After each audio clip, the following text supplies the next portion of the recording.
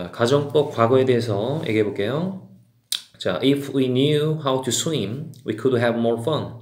만약 우리가 knew, 안다면. 자, 지금 knew는 원래 우리가 어법 공부를 안 하면 know의 과거형이잖아요, 여러분, 그지? 그럼 알았다면 이렇게 번역이 돼야 되는데, 자, 가정법에서는 동사를 과거형을 쓰지만 해석은 뭐로 한다? if 절에서 현재로 해요.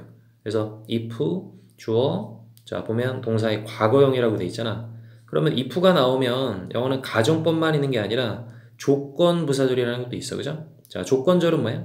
여러분 조건이란 말하고 가정하고 구분을 일단 하셔야 돼. 자, 조건은 뭐예요? 여러분이 뭐 요번에 열심히 공부해서 5등을 올리면 엄마가 용돈을 더 주겠다. 자, 이게 조건이야. 왜? 5등 올릴 수도 있잖아. 그죠? 5등 올리면 여러분 용돈 더 줄 거야. 이게 조건이에요. 우리 조건이라는 걸 통해서 계약도 맺는 거 하는 거잖아요. 조건이라는 건 그렇게 하면 더 뭐뭐 해주겠다는 거예요. 이룰 수 있는 거지. 그러나 가정이란 말은 이룰 수 없는 게 기본적으로. 그죠? 일어날 수 있는 게 아닌 거지. 그걸 우리가 가정법이라고 부르는 거예요. 그럼 미국 사람들도 조건하고 가정을 구분을 해야 될 거 아니야. 그죠? 그래서 이 가정법을 나타낼 때는 if 다음에 이렇게 주어 다음에 동사를 무슨요? 과거형을 쓰기로 약속을 한 거예요. 그래서 얘를 이름을 뭐라고 그래? 가정법 과거라고 부르는 거예요. 왜? 동사를 과거형을 쓰니까 생긴 게 과거형이니까 가정법을 나타내면서 즉 이룰 수 없는 가정을 나타내면서 동사를 무슨요? 과거형을 쓰기 때문에 가정법 과거라고 부른다. 자, 우리가 강호동한테 왜 강호동이라고 해요? 강호동처럼 생겼으니까 우리가 이름을 붙이는 건 생긴 대로 붙인 거예요. 슈퍼맨한테 왜 슈퍼맨이라고 그래? 슈퍼맨처럼 생겼으니까 슈퍼맨이라고 그러지. 개구리한테 왜 개구리라고 그래? 개구리처럼 생겼으니까 개구리라고 하는 것처럼 얘는 동사를 무슨 형을 써? 과거형을 쓰니까 가정법 과거라고 하는 거예요. 가정법은 뭐라고? 이룰 수 없는 거. 조건절은 뭐라고? 이룰 수 있는 거. 그래서 우리가 if절이 나오면 영어는 조건부사절이 있고 가정법이 있는 거예요. 그래서 조건절일 때 한국말로 똑같이 만약문말 라면이지만 다른 거지. 그래서 조건절일 때는 현재가 미래를 대신하기 때문에 will을 쓰면 틀린다는 게 시험에 나오는 거고 가정법일 때는 이 가정법의 어순대로 쓸 줄 아느냐 일단 물어보는 거예요. 오케이? 그래서 우리가 그래서 중학교 한 보통 2학년 때는 if에 대해서 이제 만약뭐 라면에서 조건절 정도만 물어보는 거예요. 그 다음에 이제 중3쯤 되면 이 가정법에 대해서 얘기를 하는 거지. 그래서 여러분 if가 나오면 한국말로는 만약뭐 라면이지만 자 조건부사절은 뭐라고? 말 그대로 조건이야. 이룰 수도 있고 안 이룰 수도 있는 거지. 여러분이 열심히 공부해서 5등을 올릴 수도 있고 5등을 못 올릴 수 있지. 열심히 공부를 안 해서 그죠? 그게 조건이고 자 그럴 때는 현재가 미래를 대신해서 위를 쓰면 안 된다. 이게 시험에 나오는 거고 가정법에서는 뭐라고? 이건 가정하는 거야. 가정이란 말 자체가 이루기가 거의 불가능한 거. 희박한 거. 그걸 가정법. 그래서 가정을 나타낼 때는 어순이 어떻게 돼? if, 주어, 이렇게 동사의 무슨요? 과거형을 쓴다. 그래서 가정법, 과거라고 부르는 거예요. 생긴 게 과거형이니까. 그러나 해석은 뭐로 해? 현재로 한다네. 해석은 현재로. 그 다음에 주어가 오고, 자, 뒤에 이제 would, should, could, might, 4개 조동사가 오죠. 근데 would일 때는 뜻이 뭐뭐일 텐데, should는 여러분 알듯이 해야 될 텐데, might는 여러분 알듯이 뭐뭐일지도 모를 텐데, could는 할 수 있을 텐데. 여기도 조동사에 다 무슨 형이야? 과거형이잖아. 그러니까 가정법 과거라고 부르는 거예요. 동사를 다 과거형을 쓰니까 과거라고 부르는 거예요. 생긴 게 과거니까. 생긴 대로 부르는 거야, 이름은. 그죠?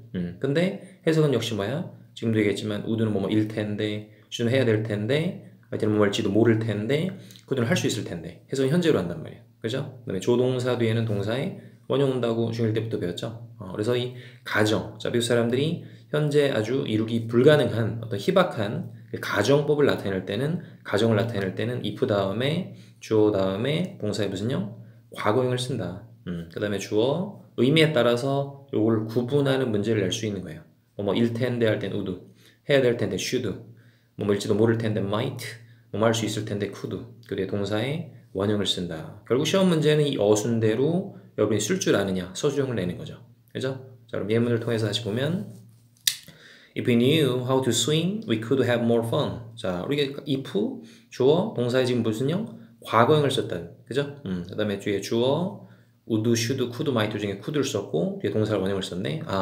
그 어순을 통해서 우리는 가정법 과거라는 걸 알 수 있는 거예요. 자, 해석은 뭐로 한다고? 현재로 한단 말이에요. 그래서 만약에 우리가 안다면 수행하는 방법을 우리는 가질 수 있을 텐데 더 많은 재미를. 그죠? 당장 지금 수영장 가서 지금 수영장에 있는 상황이지. 풀장에 있는데 갑자기 어떻게 수영을 수영하는 방법을 갑자기 배우는 건 불가능하잖아요, 여러분. 그러니까 가정법을 쓴 거예요. 오케이? 이게 조건절이면 지금 내가 배울 수도 있는데 안 배우고 있을 뿐이라는 거예요. 그럼 이제 이걸 new를 아니라 현재 no를 쓰겠지. 그리고 주절에 could가 아니라 can을 쓰겠지. 그러면 이거는 조건절이야. 조건절이면 내가 지금 배울 수도 있는데 그냥 귀찮아서 안 배우고 뭐 그래서 안 배운다는 거예요. 뭔가 이유가 있어서 조건절을 쓰게 되면 그러면 no를 쓰고 여기는 can을 쓰는 거예요. 그러나 new를 썼고 과거형을 썼고 여기를 could를 썼기 때문에 이건 뭐다? 가정법 과거란 말이야. 갑자기 아는 건 내가 뭐 그런 실력이 있는 것도 아니고 그래서 물을 갑자기 내가 막 뛸 수 있는 게 아니니까 그런 가정법을 나타내는 거죠. 그래서 요걸 우리가 가정법 과거라고 그러고 요 말을 다시 풀어서 설명한 걸 자, 밑에 보면 As we don't know how to swim, we can't have more fun. 자, 여기서 as는 뜻이 무지 많죠, 영어는. 여기서는 때문에가 되겠죠. because를 바꿔도 돼. 그래서 우리가 don't know, 알지 못하기 때문에 how to swim, 수영하는 방법을 알지 못하기 때문에 we can't have more fun. 더 많은 재미를 가질 수 현재 없다는 거예요. 그래서 이 가정법 과거형을 이렇게 풀어서 얘기했다고 그래서 이건 직설적으로 얘기한다고 그래서 뭐 직설법 그리고 시제는 가정법 과거도 해서 현재잖아요. 그래서 직설법 현재다 뭐 좀 이런 어려운 말을 쓰긴 하는데 어쨌든 이 말하고 결국 뭐야? 똑같은 말이지. 똑같은 말이야. 그래서 우리가 지금 수영하는 방법을 알지 못하기 때문에 우린 더 많은 재미를 가질 수 없다나 가정법으로 뭐 만약 내가 수영하는 방법을 안다면 우리는 더 많은 재미를 가질 수 있을 텐데 자 이렇게 가정법으로 표현해도 되는 거고 그죠? 하나 더 보면 자 밑에 If I were in Paris, I could attend my cousin's wedding. 자, 만약에 내가 were in Paris. 자, 우리가 또 가정법에서 이렇게 if 주어 동사의 과거형이라고 그러는데, 자, 비동사가 올 때는, 원래 I에 해당하는 비동사는 뭐예요? 원래는, 비동사 과거는 was잖아, was. 자, was를 쓰지 않고, 기본적으로 이렇게 were를 쓴다. 가정법에서는 비동사는 무조건 we만 쓰게 돼 있다. 이렇게 알고 있는 게 좋아요. 물론, 구어체에서, 현대 미국 영어에서는 was도 쓰기도 하는데, 아직 어법이라는 건 아직도 어때요? 어법이라는 건 좀 고리타분하잖아. 그래서 아직도 시험 문제는 무조건 워만 써라 이걸 고수하는 그런 시험 문제가 존재하기 때문에 굳이 여러분들이 was를 써서 뭐 나중에 뭐 이게 맞았네 틀렸네 따질 필요가 없이 가정법에서는 서술형을 나왔을 때 자, were를 써주는 게 좋겠죠. 그죠? 그래서 뭐 또 교무실 찾아가 선생님한테 was도 쓰는데요 맞게 해주세요 뭐 이럴 필요 없잖아. 그죠? 그래서 가정법에서는 we만 쓰는 게 좋다. 그래서 if I were in Paris, 자, 만약 내가 파리에 있다면, 내가 갑자기 지금 청주에 있는데 뭐 서울에 있는데 갑자기 뭐 순간 이동해서 뭐 타임캡슐 타고 갈 수 있는 것도 아니고, 그죠? 이게 바로 가정법이야. 조건이 아니란 말이에요. 불가능하니까, 그죠? 이게 만약에 if I am in Paris 그러면 파리에 내가 있을 수도 있다는 거야. 그죠? 갈 수도 있는데 지금 안 간다는 거지. 오케이? 그래서 I could, 자 조동사 과거형 중에 could를 썼으니까 could 뒤에 동사 썼으니까 참석할 수 있을 텐데. My cousin's wedding, 나의 사촌의 결혼식에, 그죠? 라는 얘기는 똑같이 풀어서 얘기하면 As I am not in Paris, I can't attend my cousin's wedding. 자, because의 뜻이죠. 내가 파리에 있지 않기 때문에 나는 참석할 수가 없다는 거야. 나의 사촌의 결혼식에, 그죠? 똑같은 얘기야. 그래서 우리가 가정법 이렇게 과거형 동사를 과거형을 쓰기 때문에 가정법 과거라고 부르고 그런 해석은 뭐로 한다? 현재로 한다. 그래서 이렇게 직설적으로 얘기해서 얘는 뭐라고 그래? 직설법이라고 그러고 원래 시제는 현재이기 때문에 이렇게 직설법 현재라고 얘기하는 거죠. 그래서 시험 문제는 이 문장을 일단 이렇게 한국말을 적어놓고 서술형으로 써라. 그래서 이렇게 나오고 자, 이 문장과 같은 직설법 현재 시제로 써라. 뭐 이렇게 어렵게 얘기하면 자, 이 문장을 쓸 수 있어야 되는 거죠. 그래서 여러분들이 그렇게 연습을 하셔야 돼. 자, 다시 한번 정리해주면 자, if가 영어에 나오면 조건절이라는 게 있고 가정법이라는 게 있다. 조건절은 뭐다? 자, 이럴 수도 있고 안 이럴 수도 있는 거야. 말 그대로 조건이다. 내일 날씨가 맑으면 소풍 갈 거야. 내일 날씨가 맑을 수도 있고 안 맑을 수도 있잖아요. 그죠? 자, 그게 조건절이야. 그럴 때는 우리가 will을 쓰면 안 된다. 현재금을 대신해서 will을 쓰면 안 된다가 시험에 나오고 가정법이라는 건 뭐다? 자, 이 말을 하는 사람이 지금 이건 불가능하고 희박한 거야. 현실 가능성이. 그걸 가정한다고 하는 거야. 가정.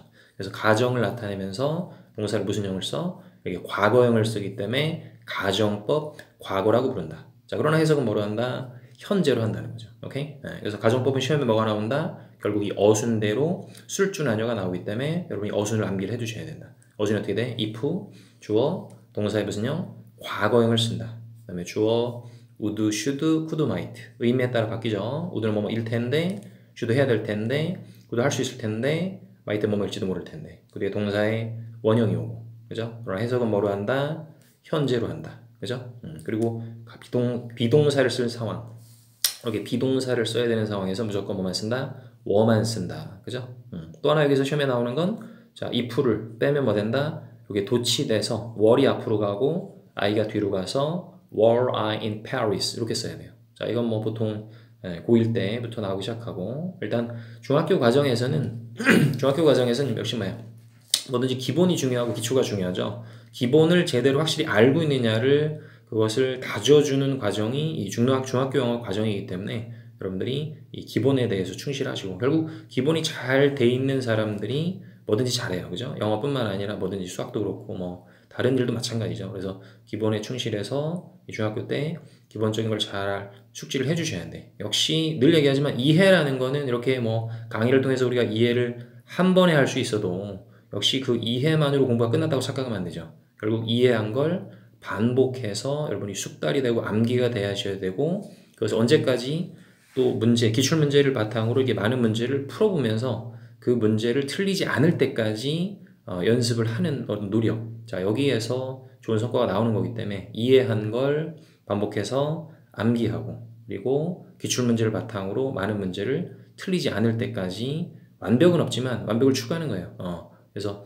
완벽을 추구하면서 많은 문제를 최대한 풀어보는 연습을 하는 것까지, 그래서 틀리지 않을 때까지 연습을 하는 사람이 결국 고수가 되고 공부를 잘하게 되겠죠. 그래서 자, 가정법이 상당히 시험에 많이 나오고 좀 상당히 어려워하는 거예요. 이게 if가 나서 조건절하고 가정법이 이게 헷갈릴 수 있고 상당히 어렵겠지만, 여러분들이 충분히 반복해서 또 이해 안 되시는 것도 질문을 통해서 이해하시면 충분히 이해할 수 있지 않을까 생각합니다. 자, 가정법 과거에 대해서 얘기해 봤어요.